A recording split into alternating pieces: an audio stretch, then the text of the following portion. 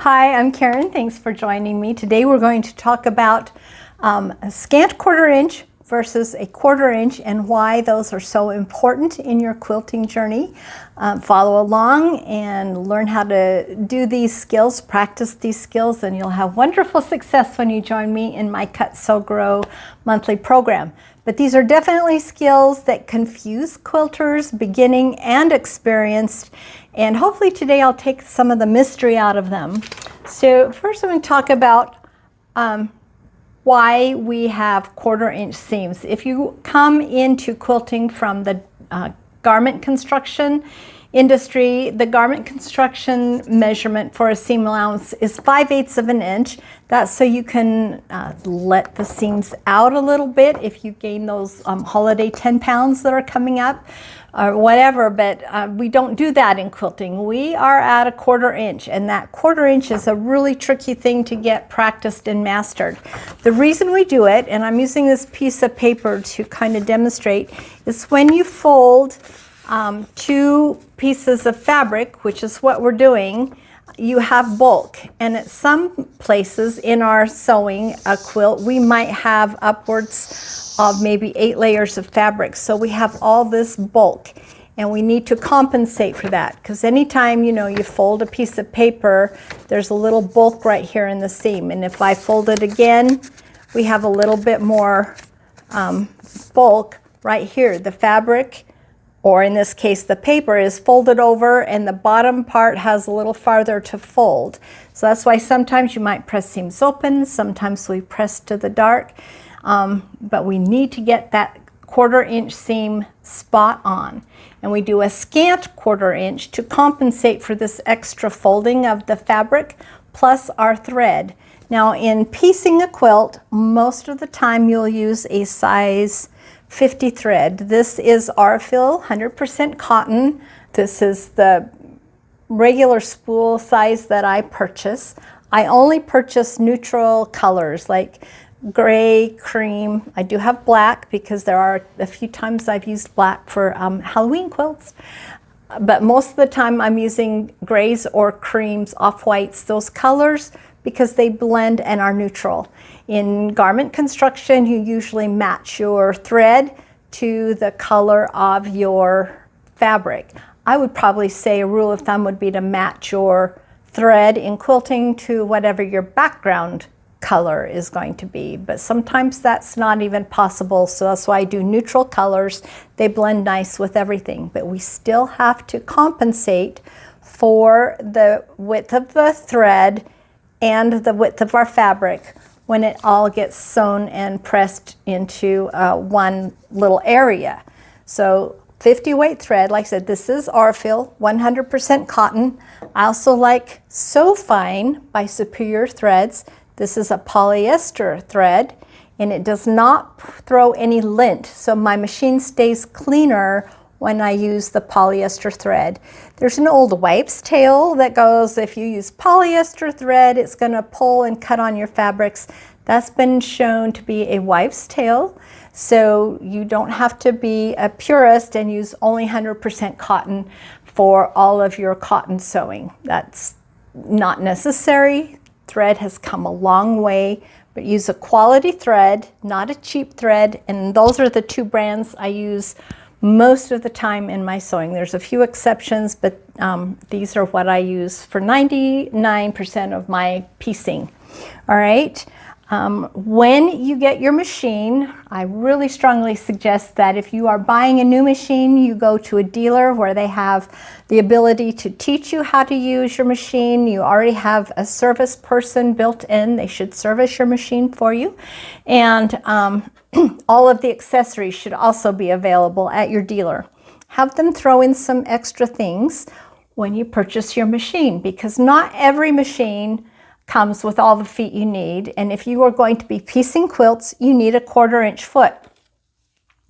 So I have some feet here, and when I sold machines, I would quite often throw a pack of bobbins and a 1/4 inch foot in on, especially if they were purchasing a Passport 3.0, because I think it's very important that you get the tools that you need to be successful. So this is my 0 foot, which is my standard piecing foot or standard sewing foot. I have, you'll notice that there is a space right here, so I can move my needle. And on this particular foot, I have this red line. This is a 1/4 inch from the edge of the presser foot. So I could use this foot and move my needle over if I wanted to use this foot for sewing. And sometimes I do. I just get lazy and don't change. But this is how you can tell. I also have some tools I'll show you in a minute to help you adjust your needle so you get that perfect foot position. These 2 feet are my 1/4 inch feet. This one is plastic and I don't love it. This one, I don't like it. So I very seldom use this one, but I do have it if I forget to put my metal foot in. These both have markings for 1/4 inch. So this mark, these red lines right here ahead of the needle hole are for a 1/4 inch from the edge, which I use when I'm binding. Obviously this is right at the needle. It gives me right at the needle. And then I have a 1/4 inch on this one behind the needle. I don't ever use that. You will also notice that there is a single hole in these 2 feet, so I cannot adjust my needle more than 1 or 2 clicks left or right. And sometimes I need that little click to get my presser foot lined up with where my scant 1/4 inch is going to be. All right, so you'll test that on your machine. Every machine make and model, believe it or not, are different. So let's talk about some of the tools we use to line up our needles with our presser feet so we get that accurate scant 1/4 inch. I'm going to put this on, and I have a couple of tools. I could use my ruler like this and just line up my needle with the 1/4 inch here and drop my presser foot. Obviously I'm not 100% lined up, but that's one way to do that. I've got that 1/4 inch line right here going up the center of my presser foot. And if I drop my needle right there, that brings everything down and I'm right at my 1/4 inch. It's not a scant, but it works. Also, I'm pointing out on my machine, I have a 1/4 inch line on my throat plate right here. The crazy thing to me is on my top of the line machine, I don't have that line on my throat plate. So it's a totally different thing to sew between my 2 machines. But this, I love this feature on this little passport, and that helps me keep my fabric lined up right with that line. So that's one way to line up your needle. I also have this ideal seam gauge. This is my scant 1/4 inch right here, and this is my 1/4 inch. And you can see the holes are just a tiny, tiny bit different. The full 1/4 inch is, I don't know, maybe 2 threads on your fabric bigger than a scant 1/4 inch seam. So to do this, I'm going to bring this in and I'm going to kind of guess. This takes a little bit of practice. I nailed that one. I don't always get it nailed right.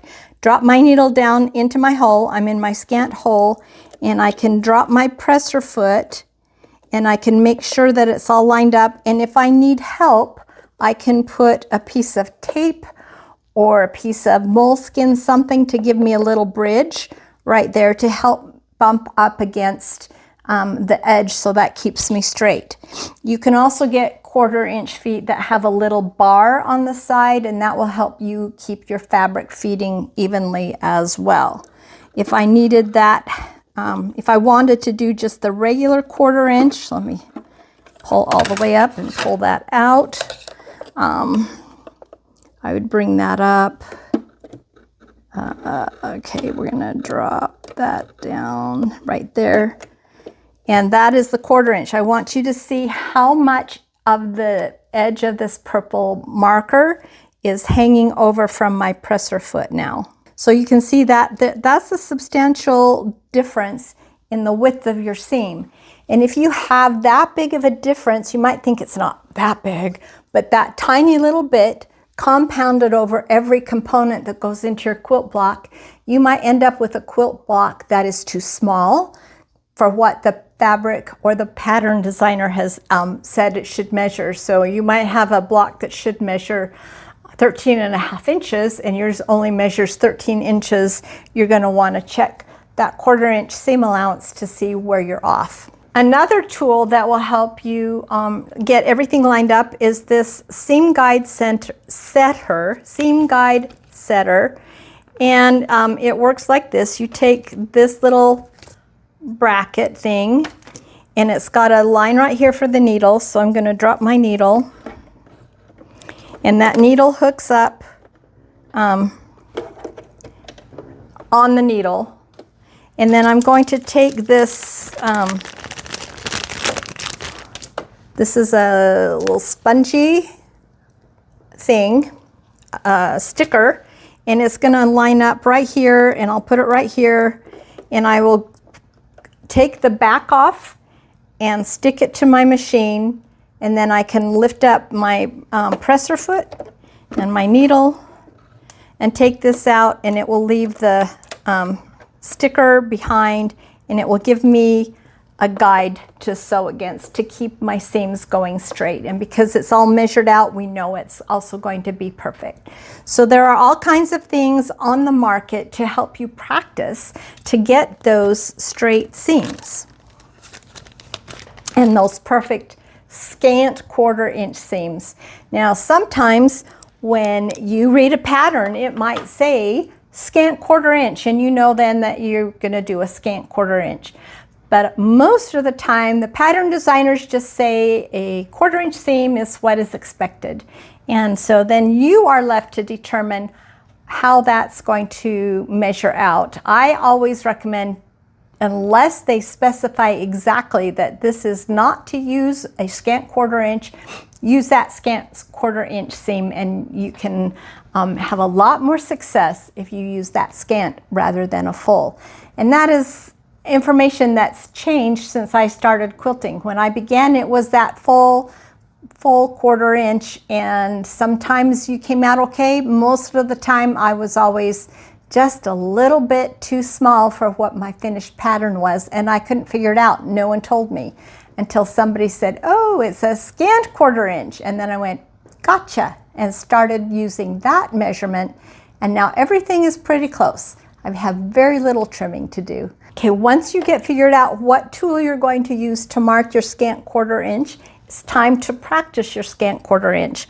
I have a 2-inch square sandwich. They're the same fabric, it doesn't matter, just take some scraps.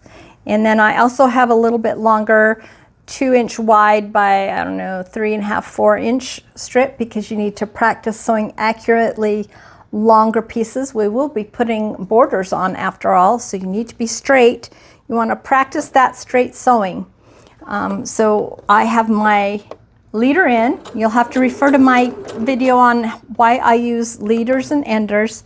I have my needle down. I always sew with my needle down. If you don't have that function, you'll just be very careful to stop your machine with your needle down when you have to stop your sewing.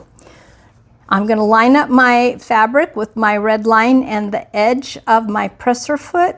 That will determine your 1/4 inch. Remember, each machine has a different 1/4 inch foot and a different 1/4 inch measurement, so make sure you measure for your machine, but this is mine. And I'm just going to sew, keeping it right there along the edge. Let's sew a little bit longer. I can chain piece it in.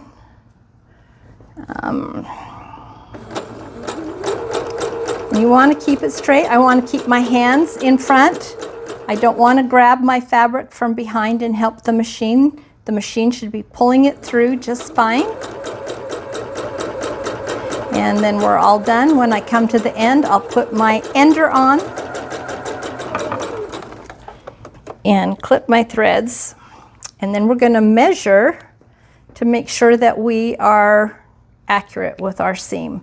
If I'm not, then I know I have to practice some more. Okay, so here's my seam. Let me grab my seam gauge. Right here is a 1/4 inch right here, but I want a scant 1/4 inch, so this should be up just the tiniest bit above that line. You see that? So there's that scant. That's a scant 1/4 inch. I'm pretty happy with that. Let's open this up and see how it measures. Now remember, these are 2-inch squares. 2 + 2 is 4, but I took a 1/4 inch off 2 sides, so it should be a 3.5 inch measurement, and it's 3.5 inches, spot on. So I know I have a good scant 1/4 inch right there. I want you to see on the back, we've taken up all of this space right here. This is the bulk we're compensating for right there. And even if I pressed my seams open to help reduce that bulk, little finger press here, right? There's still this bulk. I would definitely want to take that to the iron and get that seam flat, but that's how it works, and that's how you measure. Let's measure this one. I'm going to measure at both ends just to make sure. This one, I want you to see, this one looks like we're even scanter than normal. It's pretty good there, but this one end is a little scanter than normal, and I want to show you on the back, not 100% even. Sometimes you can fudge it, sometimes you can't. Let's see what happens. Remember, we're looking for a 3.5 inches. And you have to decide if you're going to re-sew. So let's check up here at this end. And I'm going to say, okay, this one I would re-sew because it's actually 3 5/8 inches instead of 3.5. That is too big. I would re-sew that seam so that I'm closer to that 3.5, because that extra fabric is going to make me not line up if I were sewing any other components to it. This bottom end, it's a little better. Let's do that. It's kind of in between the 3.5 and the 3/8. Still, this would be one I would unsew and sew it again. Sorry, unsew. Get that seam ripper out. Make sure you have one. All right. Hey, thanks for watching. Keep practicing, and I will see you in the Cut, Sew, Grow program. Bye-bye.